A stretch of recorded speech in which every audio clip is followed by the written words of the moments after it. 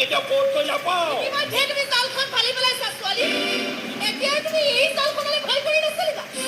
টকাই গৰমত দেখা জালখন তোমালোকৰ সাহসে এটা এটা লাখ টকাকৈ ফুটা কৰি পেলাইছা।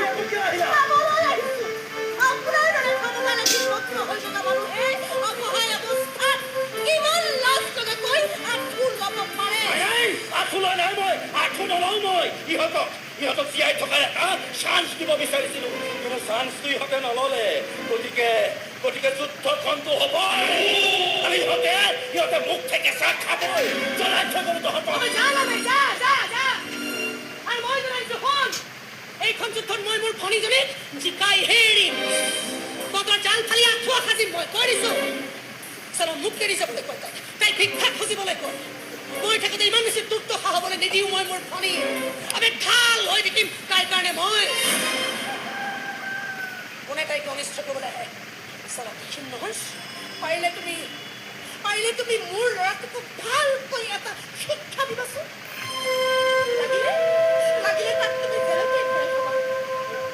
সন্তানক ভাল কৰিবলৈ গৈ হাৰি যোৱা এজনী অসহায় মাতৃ এইষাৰ কথা কৈছো।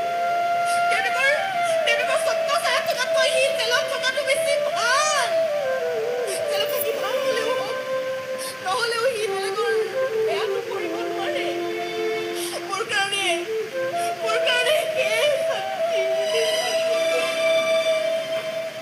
কাকো শান্তি থাকিবলৈ নিদিওঁ মই। যদি কোনোবাই মেনকাৰ শান্তি ভংগ কৰিবলৈ আহে, আমি আহকচোন তাইক কোনোবাই বেঙি বুলি মাতিবলৈ। তাৰ শ্ৰদ্ধ কুষ্ঠিকে পেঙা কৰি পেলাম। জানিছো দেই, বেলেগক তুমি নিথৰা কৰি যাব নোৱাৰা। তেখেতৰ সম্বন্ধ এৰাটো ইমান সহজ নহয়। এৰিম বুলি ভাবিছিলো, ইছলা ইমান বেয়াকে ক'বলৈ এটা কথা। হাতত চুৰি কটাই থকাৰ এটা জিভাখনকে কাটি চালা মীনা বজাৰত কি কৰিলে বহুত ভাল লাগিছে তোমাক। কি বা ভাল লাগিছে? এইটো তোমাৰ কথা, তোমাৰ দম, তোমাৰ সাহস। মোক বা মোৰ দৰে বহুতকে যুঁজাৰু হোৱাৰ প্ৰেৰণা হ'ব পাৰে। মই সেইবোৰ একো হ'ব নোৱাৰো। তেনেকৈ তুমি ভাবা, কিন্তু মই ভাবোঁ প্ৰতিজনী ছোৱালীৰ মাজত এজনকৈ কলিজা থাকিব লাগে। তেতিয়াহ'লে কোনো ছোৱালীয়ে অকলে হৈ জীয়াই থাকিব নালাগে।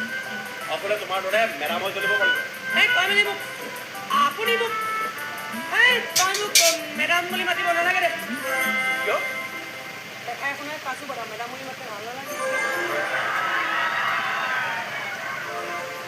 আৰু এটা কথা,